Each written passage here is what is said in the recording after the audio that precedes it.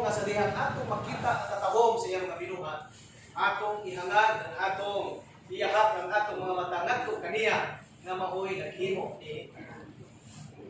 And God in the beginning created man with eternal life, supposedly.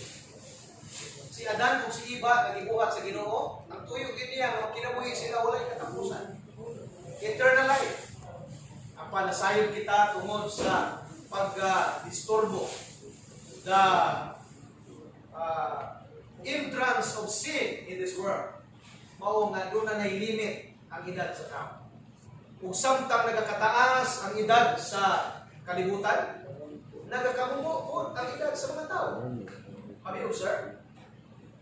Nga kaniadto sa panahon nila ni Adam, panahon nila ni Methuselah, panahon nila ni Noe, ang edad sa mga tao sobra 900. Pero ang edad sa kalibutan nga itong panahon na ubo pa po kayo. Na pa sa 2,000 years, o ang ilang edad hapit mag 1,000. In fact, it is written in the Bible nga si Methuselah, pila yung edad?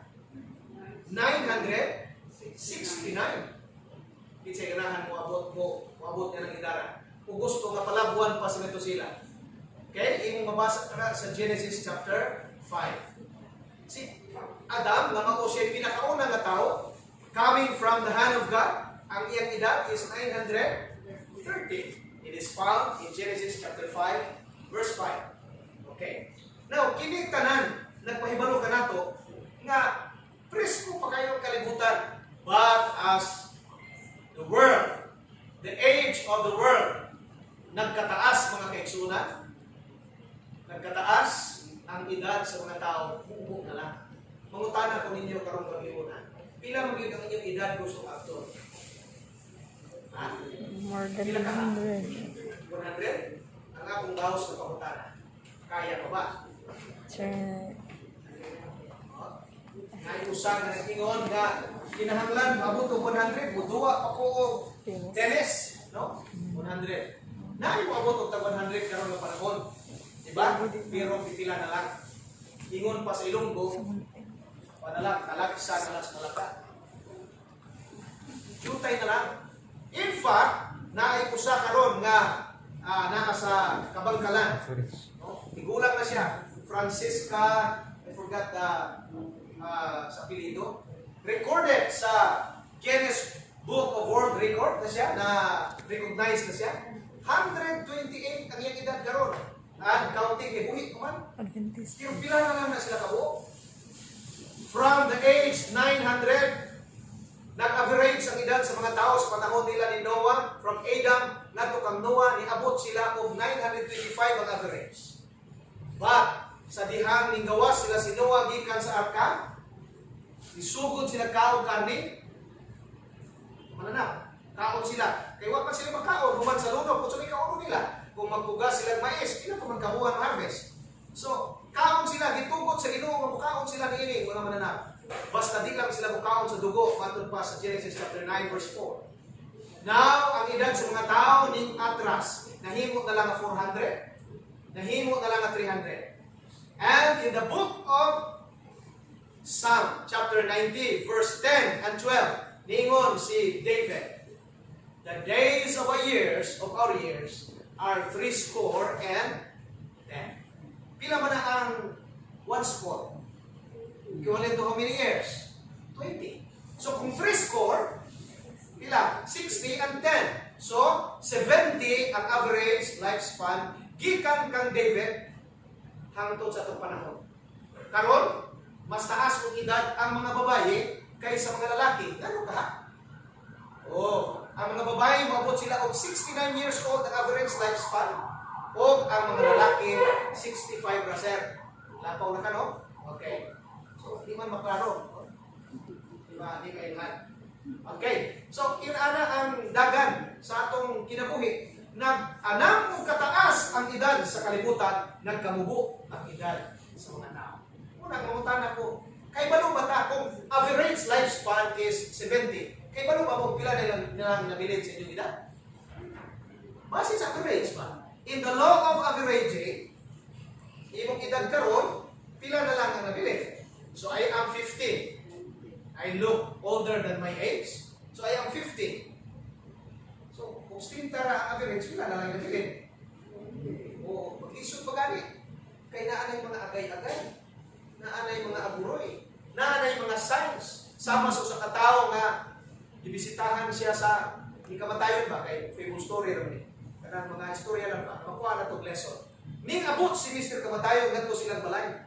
Kung medyo, ano naabot magkano siya? Siya dato tagyo kakaron. O niya akong misyon, dato taka. Ingon po ang kaning tao, murason po siya.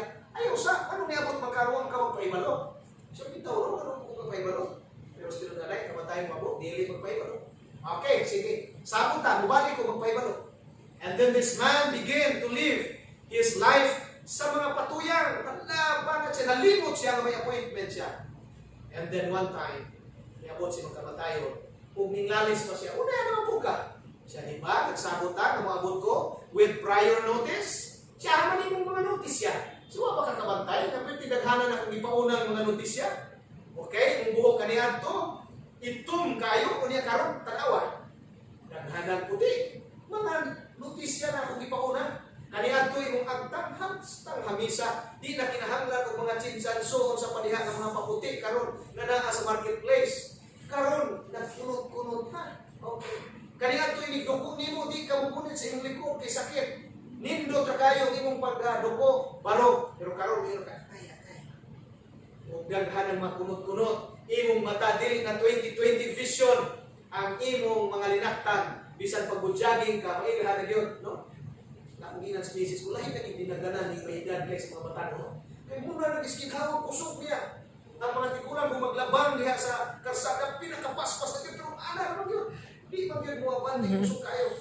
That means, there are already notices ipadala.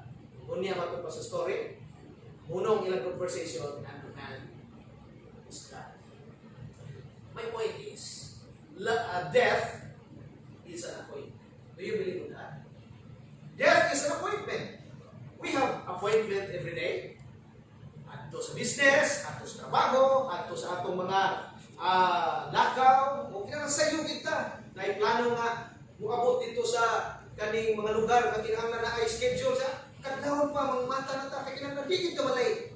The same also, mga kaigsunan sa atong kinabuhi. Ingon sa Hebrews chapter 9, verse 27, ingon niya din ha, for as it is appointed for man once to die, and after this, judgment.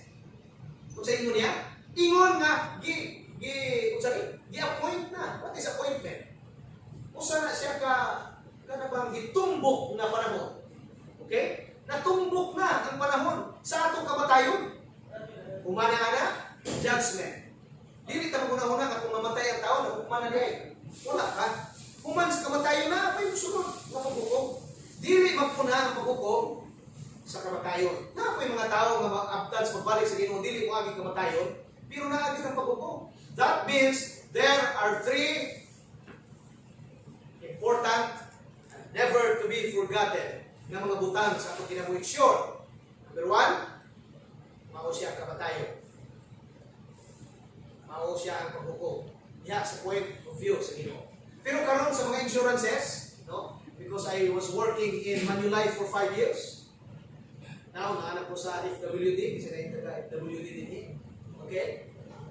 Sa insurance, moingon sila na dunay tulog kasigurado